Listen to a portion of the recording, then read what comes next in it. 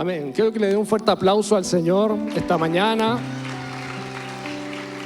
Aquel que estuvo muerto pero resucitó. Amén. Amén. ¿Cuántos recibieron salvación esta mañana?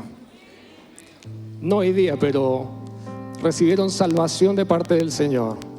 Eso es un motivo de gratitud inmensa para nosotros. Y hoy día quiero hablar, ya que es domingo de resurrección, quiero hablar de algo muy hermoso y misterioso, que se llama la resurrección.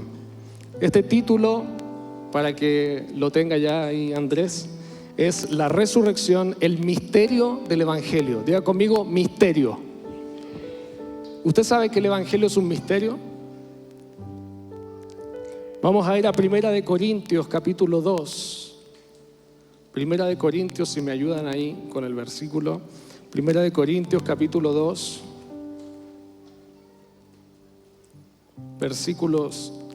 Versos 6 y 8. De 6 al 8, perdón. Si trajo su Biblia, lo puede buscar ahí. Si no la trajo, se puede ir para la casa. No, quédese aquí nomás. 1 Corintios capítulo 2, versículo 6. Dice: sin embargo, hablamos sabiduría entre los que han alcanzado madurez, pero una sabiduría no de este siglo, ni de los gobernantes de este siglo que van desapareciendo. Siguiente. Sino que hablamos sabiduría de Dios en misterio. Diga conmigo, misterio. Diga conmigo más fuerte, misterio.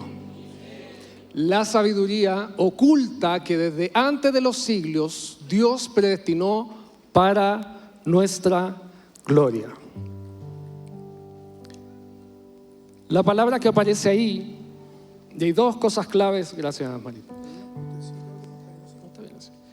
Hay dos cosas claves que aparecen en este verso.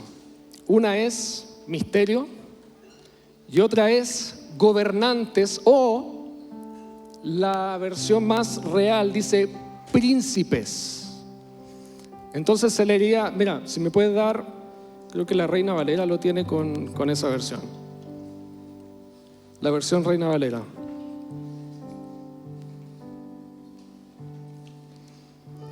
Dice: sin embargo, hablamos sabiduría entre los que han alcanzado madurez, y sabiduría no de este siglo, ni de los príncipes de este siglo, que perecen. Siguiente. Mas hablamos sabiduría de Dios en misterio, la sabiduría oculta, la cual Dios predestinó antes de los siglos para nuestra gloria. Siguiente. La que uno de los príncipes de este siglo conoció, escuche bien esto, porque si la hubieran conocido, nunca habrían crucificado al Señor de la gloria. Bien, parece un versículo medio extraño y con muchas palabras que parece que el apóstol Pablo estaba inspirado y escribió así como, y las puso ahí. Pero no las puso por cualquier cosa. Y vamos a detenernos en estas dos palabras para comenzar. Bien, diga conmigo, el Evangelio es un misterio de Dios. Entonces aquí aparecen dos cosas clave: misterio y príncipes. Esos príncipes que aparecen ahí, hermanos amados, no se está refiriendo a personas naturales. Escuche bien esto. No se está refiriendo a príncipes naturales, sino a principados. Bien, seres celestiales. ¿Ok? Vamos a ir a Efesios capítulo 3.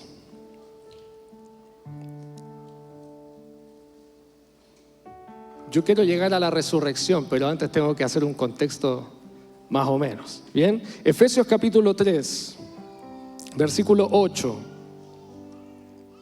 Vamos a ver que Pablo habla esto mismo. Estamos en otra carta, pero habla algo muy similar. Dice: a mí, que soy menos que el más pequeño de todos los santos, me fue dada esta gracia de anunciar entre los gentiles el evangelio de las inescrutables riquezas de Cristo. Siguiente. Y de aclarar a todos cuál sea la dispensación del misterio escondido desde los siglos en Dios, que creó todas las cosas. Siguiente. Para que la multiforme sabiduría de Dios sea ahora dada a conocer por medio de la iglesia a los principados y potestades en lugares celestiales. Bien, aquí otra vez Pablo hace el mismo alcance. Habla del evangelio como un misterio y dice que ¿a quién se da a conocer? A los principados, ¿cierto? Entonces, recuerde conmigo estas dos palabras, misterio y principados. Bien, entonces ya vemos que Pablo está hablando no de autoridades humanas, sino de seres celestiales con autoridad. Y cuando habla del evangelio lo describe como un misterio. Bien, ahora, ¿usted se ha dado cuenta que si usted abre las profecías o abre el antiguo pacto, va a encontrar muchas sombras, símbolos, profecías, pero casi nunca va a encontrar algo tan literal? Es como que si Dios todo el tiempo habló en códigos. Y esto es muy interesante porque esto es lo que Pablo está hablando aquí. Y la pregunta es, ¿por qué Dios habla en misterio? ¿Por qué Dios habló en códigos? ¿Por qué Dios habló en profecías? ¿Por qué Dios habló a través de símbolos, a través de figuras, a través de sombras? Y la clave está en este mismo texto de 1 Corintios 2:8 que dice: si la hubieran conocido, si ellos hubieran conocido este misterioso plan de Dios, nunca habrían crucificado al Cristo de la gloria. Si ellos, los principados, hubiesen conocido este misterio del cual Pablo está hablando, jamás hubiesen llevado a Cristo a la cruz, porque era su propia destrucción. Pero ellos no lo sabían. Y esto es lo maravilloso. A mí me encanta Dios. Me encanta Dios porque Dios revela a sus hijos su plan, pero esconde su plan de sus enemigos. Y esto es todo lo que vimos en el Antiguo Testamento. Dios empezó a revelar su plan de manera gradual, pero al mismo tiempo escondió su plan de sus enemigos. La profecía es una estrategia de guerra de Dios. Cuando Dios empieza a soltar profecías sobre sus hijos, les abre el entendimiento, pero el mundo espiritual, las tinieblas no entienden. Y de hecho no lo entendieron. Por eso Pablo está hablando de esto. No es que Pablo estaba inspirado y puso palabras rimbombantes, sino que está hablando de que es un misterio. Ahora, vamos a ir a otro asunto. Ya vimos que en realidad el evangelio es un misterio, pero que es revelado a sus hijos y escondido de las tinieblas. Pero, ¿quiénes son estos principados? Cuando hablamos de esto, nosotros no sabemos versículos de memoria, ¿cierto? Como nuestra lucha no es contra carne ni sangre, sino contra... ¿Y qué más? Gobernantes, autoridades de este siglo, ¿cierto? Bien, ahora, ¿quiénes son? Y esa es la pregunta. ¿Y por qué me voy a dar vuelta aquí? Porque si nosotros no entendemos cuál era el imperio de la muerte, nos va a costar mucho entender la profundidad de la resurrección. Entonces vamos a comenzar a revisar esto. Desde Génesis vemos una interacción entre el cielo y la tierra, ¿cierto? Cuando está Adán y Eva, acompáñeme al principio. Están ellos ahí en el jardín. No hay separación de cielo y tierra, ¿cierto? Adán puede estar ahí con los animales, pero al mismo tiempo está caminando con Dios. Y es más, vemos que interactúa con la serpiente en el Edén. Ahora, esa serpiente no es simplemente un animal, ¿cierto? Sabemos que toma forma de animal, pero en realidad es Satanás, ¿cierto? O querubín. Esto está en Apocalipsis 12:9. No vamos a leer todos los textos, pero ese sí lo vamos a leer. Apocalipsis 12:9 dice que Satanás es la serpiente antigua. Apocalipsis 12:9 identifica a Satanás como la serpiente antigua, ¿cierto? Entonces lo identifica como, dice, como un dragón, pero como la serpiente. Y dice, y fue lanzado fuera el gran dragón, la serpiente antigua, que se llama Diablo y Satanás, el cual engaña al mundo entero, ¿cierto? Y ahí está hablando de que Satanás es esa serpiente. Bien, no es un animal solamente, sino que está interactuando Eva con un ser espiritual celestial. ¿Ok? Bien. Entonces, cuando ellos están en este lugar interactuando y el hombre cae y cede, ¿cierto?, al pecado, ¿cuál es la sentencia sobre el hombre? Muerte, ¿cierto? Que sí es separación, pero también es muerte en un sentido de que él queda atrapado bajo el imperio de la muerte y quien lo hizo caer, escuche esto, queda con las llaves de la muerte. ¿Ok? Quien lo hizo caer, que fue Satanás, y esto está en la Biblia, él queda con las llaves de la muerte. De hecho, Hebreos dice que Satanás tenía las llaves de la muerte. Bien, esto es importante.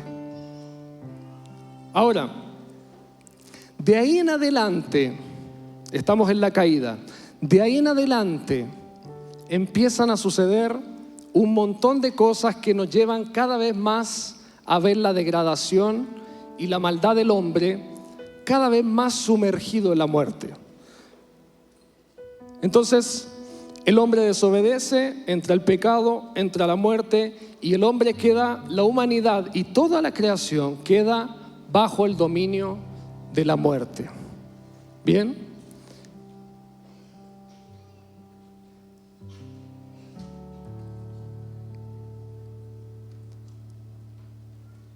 Entonces ya Satanás empieza a tomar un dominio y empieza a dejar a la humanidad cada vez más esclavizada a este imperio y a esta muerte. ¿Ok? Entonces, Satanás no solo actúa solo, sino que viene dentro de esa rebelión, y eso lo encontramos en Apocalipsis, que él cae con diferentes ángeles. ¿Ok? Entonces, estamos hablando de que hay una estructura, y esto es importante, hay una jerarquía espiritual que forma parte del imperio de la muerte, que se rebela contra Dios. Bien, esto, ahora, Génesis 3:15. Vamos a ir pasando algunos versículos. Génesis 3:15. Dice: pondré enemistad entre ti y la mujer, y entre tu simiente y la simiente suya. Esta te herirá en la cabeza, y tú le herirás en el calcañar. Esta es la primera profecía mesiánica, y esto es muy importante porque el hombre recibe una sentencia que es la muerte, pero Dios lanza, escuche, el primer código, la primera profecía y la primera clave de lo que Él va a hacer. Un hombre se va a levantar para pisar la cabeza de la serpiente. ¿Bien? Entonces, a partir de este momento, se empieza a poner la cosa tensa, muy tensa. O sea, ya estaba la caída, pero empieza a ponerse la cosa muy tensa. ¿Por qué? Porque para usted, que vive en este siglo, es obvia la historia, ¿cierto? Es obvio la cronología de cómo pasan los hechos, pero las tinieblas no sabían qué es lo que Dios estaba hablando. Dios dijo: voy a levantar un hombre que va a nacer de una mujer y le va a pisar la cabeza a la serpiente. Ahora, las tinieblas desde ese minuto saben que se va a levantar un Mesías, pero no tienen idea cómo ni qué va a hacer. Usted sabe porque usted ya tiene la Biblia ahí, pero ellos no sabían. Y esto es importante porque es parte del misterio de Dios. Entonces las tinieblas saben que vendrá un Mesías, pero no saben cómo, no saben cuándo y no entienden el plan. Y entonces, como no saben, las tinieblas comienzan a tratar de o eliminar o corromper la línea del Mesías. Bien, y todo lo que usted va a ver en el antiguo pacto tiene que ver con estas dos cosas: tratar de eliminar o corromper la línea a través de la cual pudiera venir el Mesías. Bien, entonces intentos por destruir la línea del Mesías que les voy a dar rápido. Usted lo puede leer en su casa, si no vamos a estar aquí hasta 12 horas de adoración. Bien, intentos de destruir la línea del Mesías. Génesis 6, corrupción de la humanidad. Éxodo 1, Faraón trata de matar los niños. Segunda de Reyes 11, Atalía intenta eliminar la descendencia real. Esther, Amán busca exterminar a los judíos en un genocidio. Mateo 2, Herodes trata de matar a los niños porque sabía que se iba a levantar un rey. Pero esto está influenciado por un mundo espiritual. No solamente que Herodes se le ocurrió matar a los niños, sino que está influenciado por estos principados. Bien, ya vamos a entender mejor qué es esto. Ahora, es importante detenernos en Génesis 6 porque aquí va a haber una clave para lo que vamos a ver más adelante. Génesis 6, 1.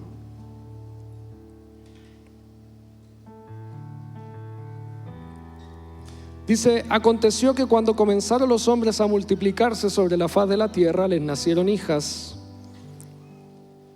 que viendo los hijos de Dios, escuche, viendo los hijos de Dios, no está hablando de humanos, ¿bien?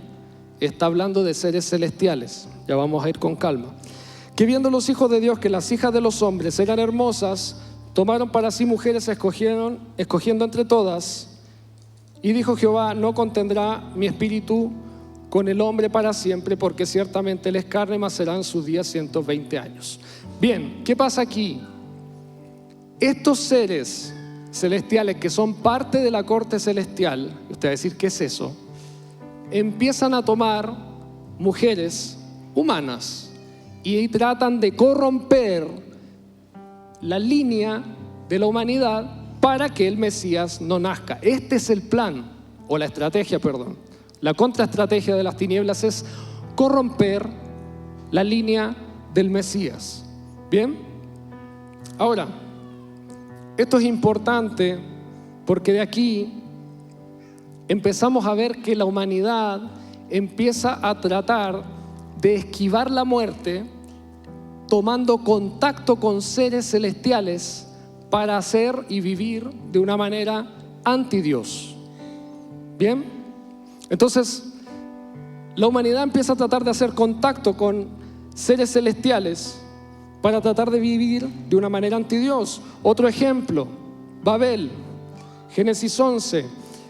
La humanidad intenta levantar una torre, pero no es una torre en realidad. Los que han ido a México o a Egipto, por ejemplo, saben que no era una torre, era un zigurat, ¿cierto? Como una pirámide en donde se intercambia adoración a dioses falsos por tecnología o diseño. Esta era la idea de la Torre de Babel, poder construir algo en que pudiera haber un contacto espiritual con seres que pudieran dar tecnología, artes, arquitectura, lo que fuera. ¿Bien? ¿Les suena eso? Como los mayas, por ejemplo, los aztecas o los egipcios. Ahora bien, ¿por qué esto es importante? Por el juicio que viene. Diga conmigo juicio, los que se están quedando dormidos. Diga conmigo juicio, algunos ya los vi, tengo que tomarle fotos desde aquí. Ya, diga conmigo juicio, nos tenemos que dar esta vuelta. Y usted lo va a entender. Entonces Dios responde con juicio. Ahora, nota al margen, entre paréntesis. ¿Por qué? ¿Alguna vez le han preguntado por qué Dios mataba a tanta gente antes, ¿cierto? Hay gente que se levanta a decir esto. Bueno, porque mucha de esta descendencia eran gigantes y eran personas que de alguna manera se mezclaron con entidades y la maldad se volvió tan grande que Dios, la manera que respondió a eso que leímos hace un rato fue con un juicio, con el diluvio. Él reinició la tierra. Bien, pero después viene esta otra rebelión. Y en esta rebelión pasa algo muy interesante. Dice Dios, descendamos y confundamos las lenguas y dividamos, ¿cierto?, en naciones. Ahora, Dios dividió aquí la tierra en 70 naciones, según el listado de Génesis 10. Diga conmigo 70. Va a ser un número importante. 70 naciones. Deuteronomio 32, 8. Por favor, leámoslo. Deuteronomio 32, 8.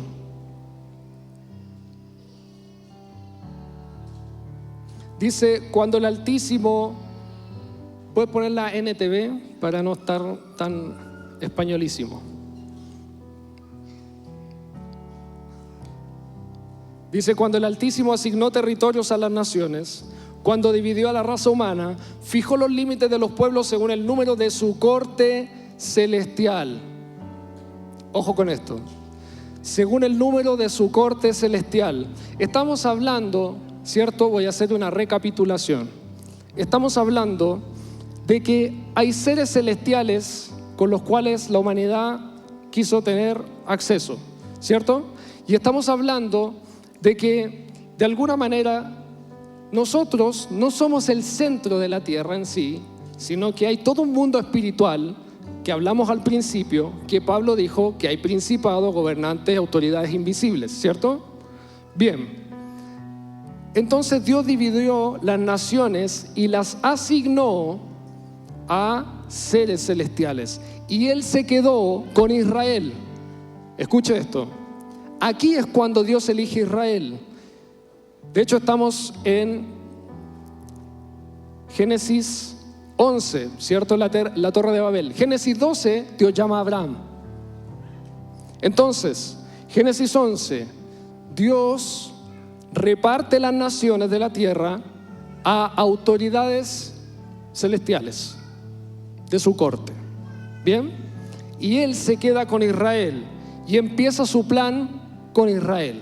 Continúa su plan con Israel.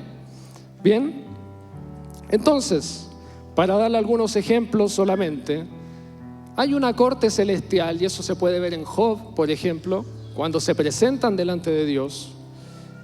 Se puede ver también en Primera de Reyes, cuando sale un espíritu a engañar a Acab. Se puede ver en el Salmo 82, donde Dios juzga a los dioses por gobernar injustamente. Vamos a leer el Salmo 82. Salmo 82, 1.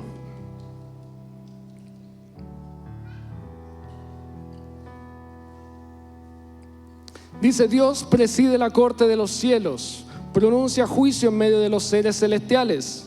Escuche, ahí está, seres celestiales. ¿Hasta cuándo dictarán decisiones injustas que favorecerán a los malvados? No está hablando de hombres, está hablando de seres que gobiernan las naciones. Hagan justicia al pobre y al huérfano. Defiendan los derechos de los oprimidos y de los desposeídos. Rescaten al pobre y al indefenso. Líbrenlos de las garras de los malvados. Siguiente.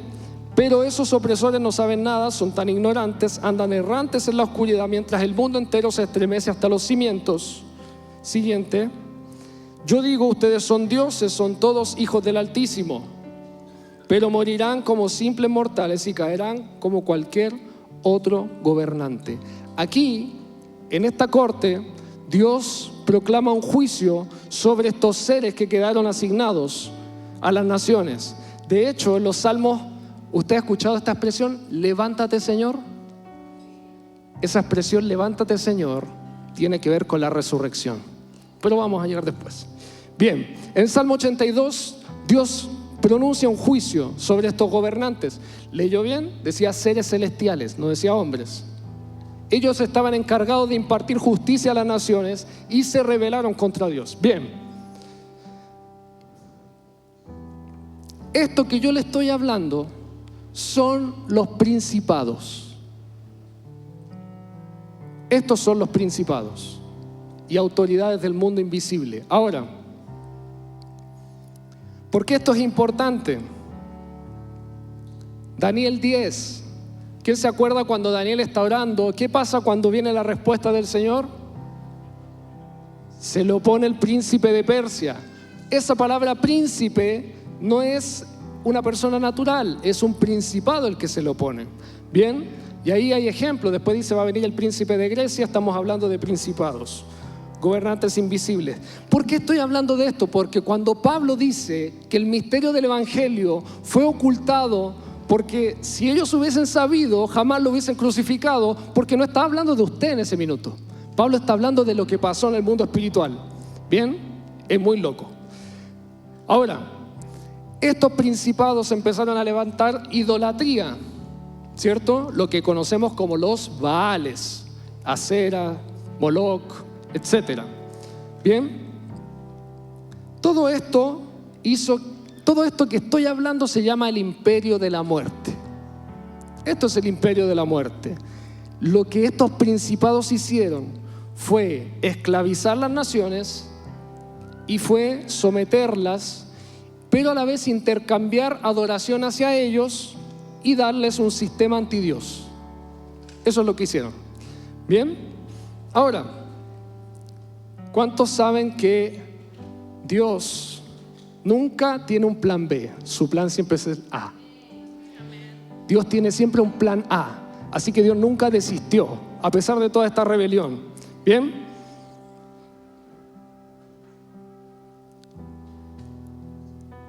Ahora, por esta razón, Dios siempre guarda un remanente. Dios siempre guarda un remanente. Aunque usted vea la corrupción máxima alrededor de usted, escúcheme bien, Dios siempre guarda un remanente. Bien, es aquí, en medio de todo este conflicto cósmico, que Jesús aparece. Ahora,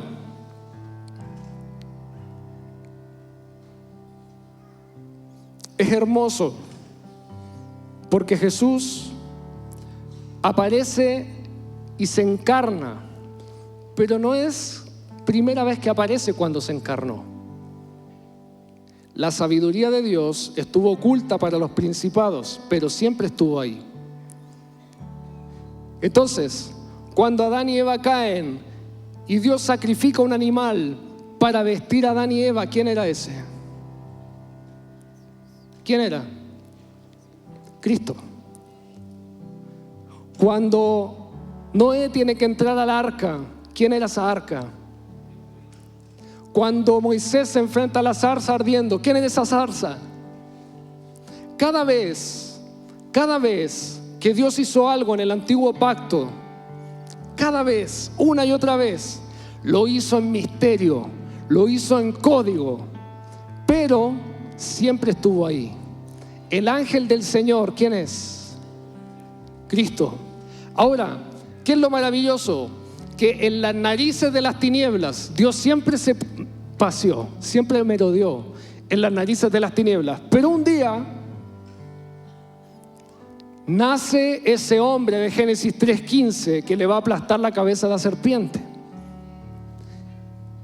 Y viene Jesús y se encarna. Y escúcheme bien, esto es un golpe en el mundo espiritual. ¿Por qué?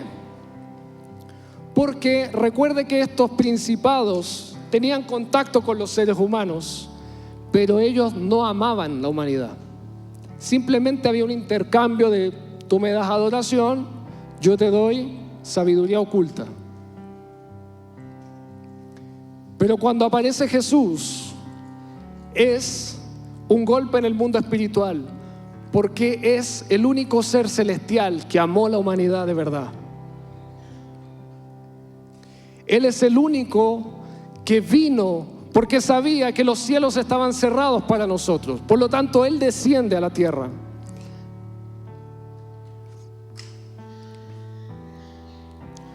Ninguno de nosotros podía darle algo a Él. Fue su iniciativa venir. Ahora, las tinieblas saben que nace el Mesías, pero aún no entienden el plan. Y es maravilloso. Y vamos a ir a esta parte.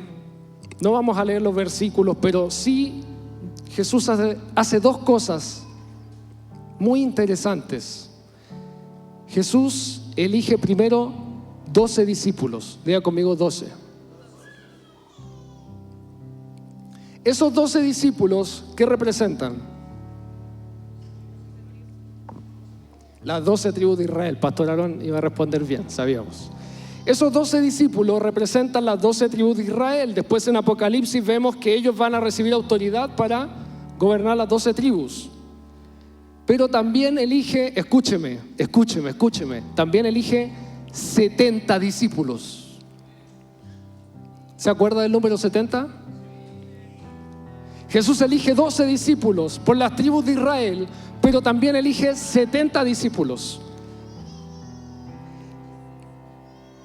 esos 70 discípulos representan las 70 naciones que tomaron los principados. Escucha bien, porque este plan es maravilloso. Elige 12 discípulos para las 12 tribus de Israel, pero elige 70 discípulos para la plenitud de las naciones. El mensaje de Jesús es: voy a recuperar nuevamente el gobierno de las naciones. Cuando Jesús elige a los 12, dice: recupero Israel, pero elegir a los 70 era decirle a las tinieblas: voy a recuperar lo que me pertenece. El dominio del imperio de la muerte era ilegal, absolutamente ilegal, pero cuando Jesús aparece, Él establece una nueva corte celestial. Y usted dice: pero si eran simplemente humanos. Es que este es el poder de la resurrección.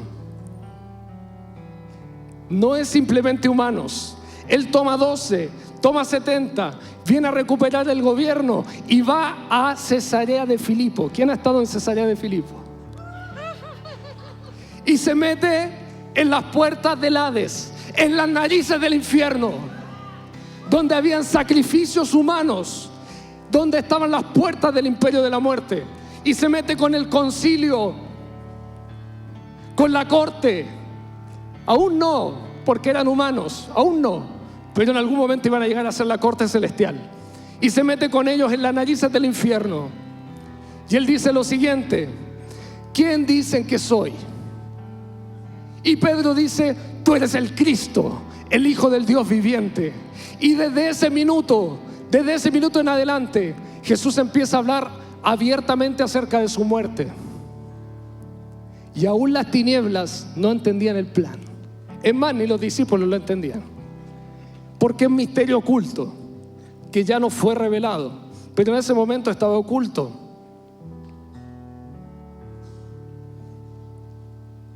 Y Jesús, desde ese minuto que se para en las puertas del Hades, comienza su camino a Jerusalén, a la cruz.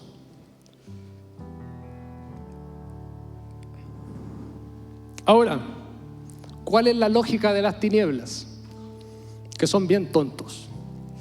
La lógica de las tinieblas es: si matamos a este hombre, queda bajo el imperio de la muerte.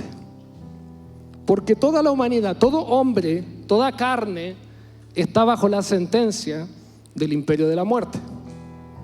Hasta ese minuto solo había resucitado una persona, que Jesús resucitó, y fue Lázaro, pero volvió a morir. Nunca había resucitado nadie para no volver a morir. Entonces fue levantado de la muerte, no resucitado, y volvió a morir. Entonces la lógica de las tinieblas es, ese fue como un engaño, pero la lógica de las tinieblas es: este hombre, si lo matamos, queda bajo el dominio de la muerte. Bien, y Jesús comienza su trayecto a la cruz. Tengan en cuenta todo el tiempo principados. Bien, porque no estamos hablando solamente de algo que nos involucra a nosotros, que sí, por supuesto, pero para entenderlo necesitamos saber con qué peleó Jesús. Bien, todo el mundo espiritual que tomó las naciones hasta ese minuto se rebeló contra Dios.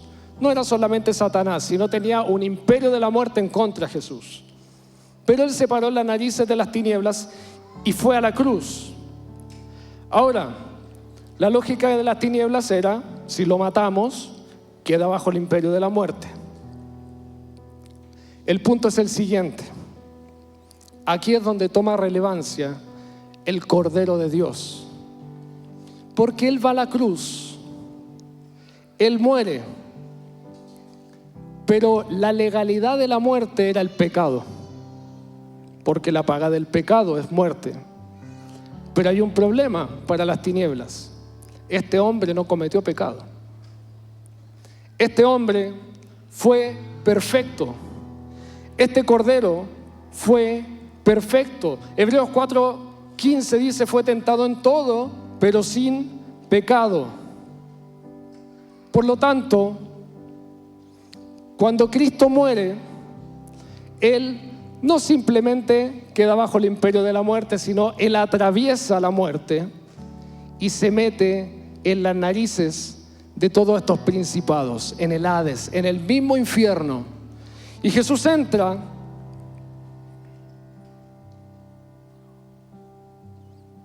al corazón del infierno. Y en este minuto Jesús comienza a predicarle a los espíritus encarcelados, y Él toma la cautividad, toma a todos los hombres justos que estaban bajo el dominio de la muerte, pero que no podían salir de ahí porque estaban bajo sentencia, y entonces Él resucita. Bien, entonces Él muere,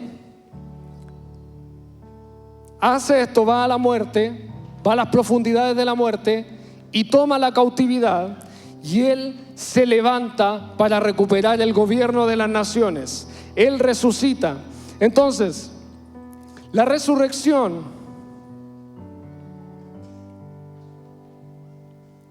no es solo un evento en donde Él se levanta, sino que dice, y esto es importante, dice la palabra que Él es primicia de los resucitados.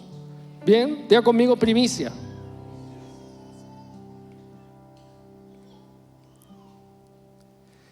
Él resucitó como primicia.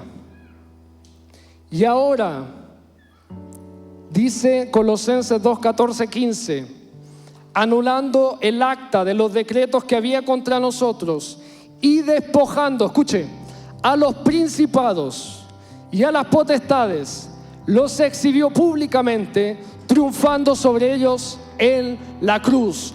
Todos estos que se rebelaron contra Él, cuando Él muere en la cruz, Él triunfa sobre ellos y los deja en vergüenza, los despoja de la autoridad. Es decir, Jesús se mete en la muerte y dice: dame las llaves.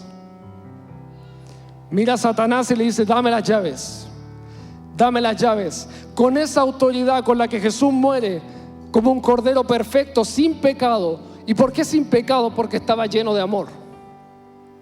Estaba lleno de amor. Y ese poder de amor hizo que la muerte no lo pudiera retener. Entonces vamos a leer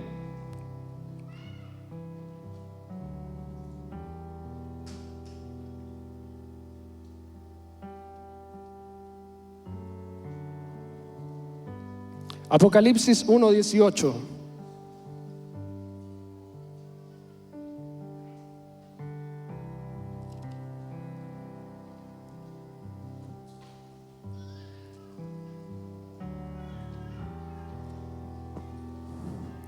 Yo soy el que vive, estuve muerto, pero mira, ahora estoy vivo por siempre y para siempre, y tengo en mi poder las llaves de la muerte y de la tumba. Escucha esto: Dios, hay solo una cosa que ha pedido prestada.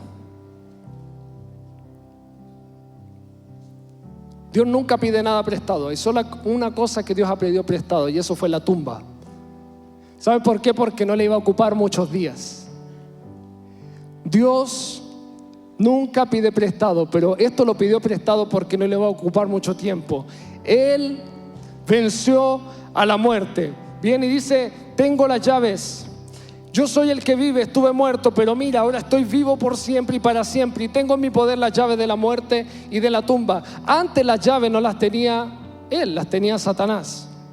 Pero cuando Él entra en las profundidades de la muerte y se mete allí, Él toma las llaves y resucita y asciende a los cielos. Y por eso la Biblia dice que el Padre le dio el nombre sobre todo nombre, para que toda rodilla en los cielos y en la tierra se postren delante de Él, para la gloria de Dios Padre. Ahora, no solamente en la tierra se van a doblar rodillas, todos estos principados van a tener que también doblar rodillas. Es muy interesante, porque, y este es el punto más importante tal vez, Él resucitó, pero no Él solo. Él resucita, pero como primicia de muchos. Isaías dice que Él va a ver el fruto de su aflicción. y quedarás satisfecho. Ahora, escucha, ¿te acuerdas de los 12 y los 70? Bueno, hasta antes de la resurrección, ellos no tienen ninguna autoridad sobre principados y Jesús tampoco. Hasta antes de la muerte de Jesús y de la resurrección, ellos no tienen ninguna autoridad. Son una corte natural de seres humanos. Pero cuando Jesús resucita, dice que nos sentó en lugares celestiales juntamente con Él. Eso significa que todos estos principados quedaron despojados del poder y ahora tú, que eres discípulo de Cristo, y yo somos parte de esta corte para gobernar las naciones. Cuando Jesús resucita, Él recupera las naciones de la tierra contigo y conmigo. No es solo que Él resucitó solo, dice que hizo a sus hijos coherederos. ¿Y cuál es esa herencia? Las naciones de la tierra.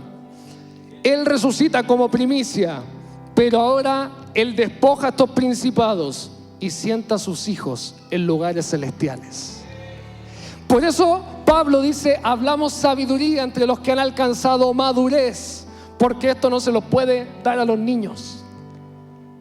Resucitó. Y escucha, ¿cuál es el juicio que Dios hace en Salmo 82 sobre estos principados? Les dice, háganle justicia al huérfano. Una de las razones por las cuales fueron despojados y fue injusto es porque no hicieron justicia. Entonces, si Él levantó a su iglesia en la resurrección, ¿quiénes deben hacer ese trabajo ahora? La iglesia. Por eso Él resucitó, se sentó a la derecha de Dios, pero también te sentó a ti en lugares celestiales, no para que te vieras tan bonito, sino para que empecemos a gobernar y empecemos a traer justicia. Ahora nosotros somos la corte celestial de Dios. Esos 12 y esos 70 representan a los hijos de Dios sentados en lugares celestiales juntamente con Él. Este es el poder de la resurrección. Es darte vida eterna, pero es levantarte y sentarte con Él en lugares celestiales. Y este misterio que estaba oculto, como dice Pablo, hoy día fue revelado por medio de Cristo a nosotros. ¿Cuál es el misterio oculto? ¿Qué es lo que nunca entendieron las tinieblas? Que Cristo iba a vivir en nosotros, que el mismo espíritu de resurrección, lo mismo que lo levantó a Él, iba a vivir en nosotros. Este es el misterio oculto que las tinieblas nunca entendieron, que el mismo Cristo iba a habitar en nosotros. Ponte de pie.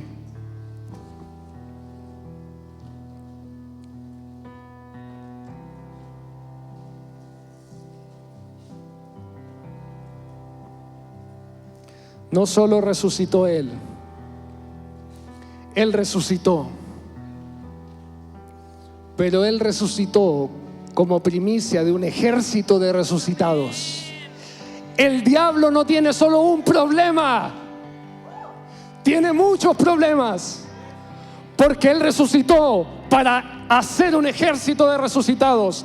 Esos huesos secos que vio Ezequiel es un ejército de resucitados que estaban bajo el imperio de la muerte, pero que hoy día viven juntamente con Él.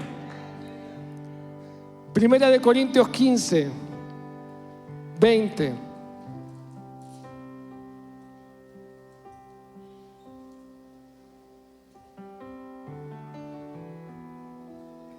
Primera de Corintios 15, 20 dice, mas ahora Cristo ha resucitado de los muertos, primicia de los que durmieron es hecho, porque por cuanto la muerte entró por un hombre, también por un hombre la resurrección de los muertos, porque así como en Adán todos mueren, también en Cristo todos serán vivificados. La muerte entró por un hombre. El imperio de la muerte entró por un hombre, pero la resurrección también entró por un hombre. Escúchame algo, no son los méritos que puedas hacer, no son las cosas que tú puedas hacer, es la obra de Cristo consumada. Cuando Él estaba en la cruz, dijo, consumado es. Y cuando Él bajó a las profundidades de la muerte, dijo, ya está. Se acabó.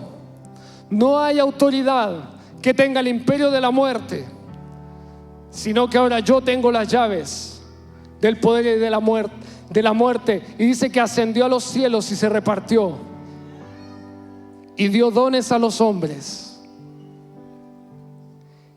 Esos en quienes se repartió somos nosotros. Por eso hoy día nosotros damos toda gloria a Él. Por eso hoy día nosotros damos alabanza a Él. Por eso hoy día nosotros ponemos toda nuestra confianza en Él. Porque no tiene que ver con lo que tú hiciste o lo que no, sino que Él pagó el precio. Y no solo pagó el precio, sino resucitó y te sentó en lugares celestiales. Todo el evangelio se trata de Él. Todo el evangelio se trata de Él. Escúchame, todo el evangelio se trata de lo que Él hizo y lo que Él es. Él es el evangelio. Él es la buena noticia de salvación. Él es la resurrección. Él no dijo simplemente voy a resucitar, dijo yo soy la resurrección y la vida. Y el que cree en mí, aunque esté muerto, vivirá. Cierra tus ojos en ese lugar. Señor, hoy día anunciamos esta sabiduría que estuvo oculta, pero que hoy día es revelada. Que Cristo Jesús murió y resucitó y se levantó del Hades, se levantó de la muerte y ascendió los cielos y atravesó los cielos para llenarlo todo, en todo, y se levantó muy por encima de toda autoridad, de todo dominio, de todo principado y de todo gobernante. Él es quien gobierna hoy. Él es quien gobierna hoy. Él es quien gobierna hoy. Él es quien gobierna hoy. El imperio de la muerte ya no tiene dominio sobre nadie que ha puesto su fe en Él. El imperio de la muerte ya no tiene dominio sobre nadie que está en Él. No sé qué situaciones a veces te dejan atrapado, pero déjame decirte algo. Nada que tenga que ver con la muerte o con la influencia de estas entidades puede hacer algo sobre aquellos que viven con el espíritu de resurrección. Padre, hoy día te damos gloria, te damos honor por ese maravilloso plan que se manifestó en Cristo en nuestras vidas. Tú viniste y no tenías que hacerlo, pero tú quisiste venir. Tú quisiste entregar tu vida y te ofreciste como el Cordero perfecto y limpiaste nuestros pecados, limpiaste nuestra maldad y nos transformaste con tu sangre. Tomaste la llave de la muerte y resucitaste al tercer día. Y hoy nos sentaste contigo en lugares celestiales, juntamente contigo.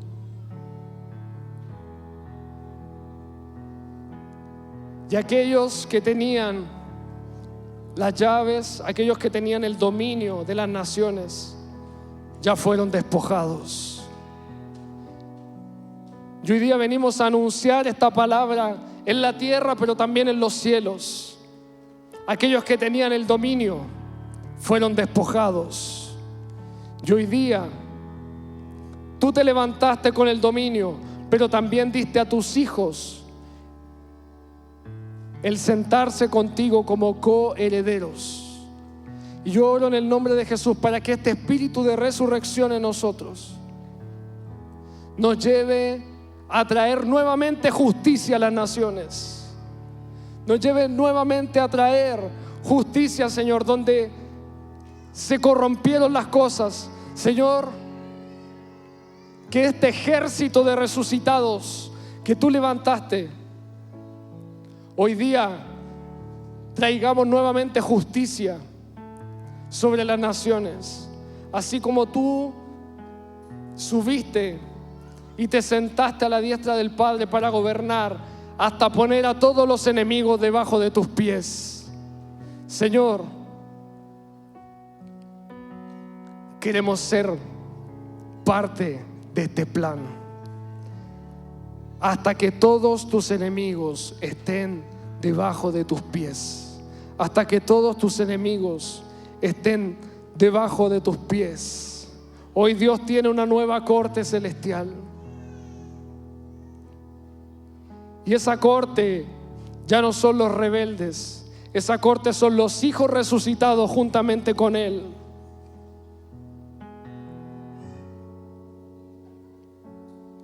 Hoy Dios tiene una nueva familia con la cual gobernar, y esa familia son aquellos que han resucitado con Él. Levanta tus manos y comienza a darle gracias a Dios. Dale gracias porque esto que Él hizo tú no lo podías hacer, ni el mejor de tus días podía hacer esto.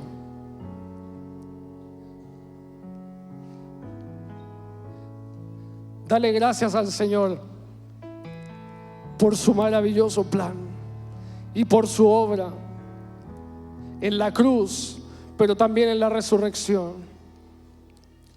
Ningún principado, ninguna potestad, ningún gobernante de este siglo hoy día tiene autoridad sobre los hijos de Dios. Ninguna potestad tiene autoridad sobre los hijos de Dios, porque Él, cuando se paró en las puertas del Hades, Él dijo que el infierno no iba a prevalecer contra la iglesia. Él dijo: sobre esta roca edificaré mi iglesia, y las puertas del Hades no prevalecerán contra ella. Él es el Hijo del Dios viviente, el que estuvo muerto pero resucitó y hoy tiene las llaves de la muerte. Él tiene el gobierno de las naciones. Él tiene el gobierno de las naciones. Levanta tus manos y empieza a decirle al Señor: gracias. Gracias por hacerme parte de este plan. Gracias por tu sacrificio en la cruz. Gracias por pagar el precio. Gracias por derramar tu sangre hasta la última gota. Gracias por amarme tanto que me sentaste hoy día en lugares celestiales contigo. Gracias, Señor, por ir a la cruz. Gracias por pagar el precio. Gracias, Señor, por venir, tomar la iniciativa y hacer lo que yo no podía hacer. Gracias por limpiarme. Gracias por transformarme. Gracias por hacer de mi vida una nueva creación. Gracias, Señor. Gracias, Señor. Gracias, Señor. Hoy día este ejército de resucitados eleva alabanza delante de ti. Hoy día este ejército de resucitados eleva alabanza delante de ti. Hoy día este ejército que tú resucitaste eleva alabanza delante de ti. Y te damos gloria, Señor, y te damos honra, y te damos alabanza. Todo el dominio, toda la autoridad, todo el poder es para Él. El Cordero que fue inmolado, el Cordero que fue inmolado, pero que hoy día se ha levantado como el león de la tribu de Judá. El Cordero fue inmolado. Él padeció como un cordero, pero Él se levantó de la muerte como el león de la tribu de Judá, para siempre, para reinar sobre las naciones. Gracias, Señor. Gracias, Señor. Gracias, Señor, por lo que tú hiciste. Hoy día tenemos libertad y tenemos entrada delante de tu trono, y podemos estar junto a ti para gobernar las naciones. Señor, hoy día abre nuestro entendimiento. Abre nuestro entendimiento para conocer cuál es la riqueza de la multiforme sabiduría de Dios que se manifestó en Cristo. Abre nuestros ojos para conocer más a Cristo. Abre nuestros ojos para conocer más el poder de la victoria en la cruz y en la resurrección. Abre nuestros ojos para ver, así como Esteban abrió los ojos y vio al Hijo de Dios sentado a la diestra del Padre. Y ese Cristo en nosotros es la esperanza de gloria. Ese Cristo en nosotros es la esperanza de gloria. Es la esperanza de gloria. Levanta tus manos y dale gloria a Jesús. Toma unos minutos para darle gloria a Jesús, para darle gracias y para darle alabanza. Toma unos minutos y dale gloria a Jesús. Dale gloria a Jesús con tus propias palabras. Dile gracias por tu sacrificio. Hazme parte, Señor. Ya me hiciste parte, pero hazme consciente de tu glorioso plan. Hazme consciente de lo que estamos hoy día viendo delante de ti, Señor. Y es que nos diste una autoridad por medio de la resurrección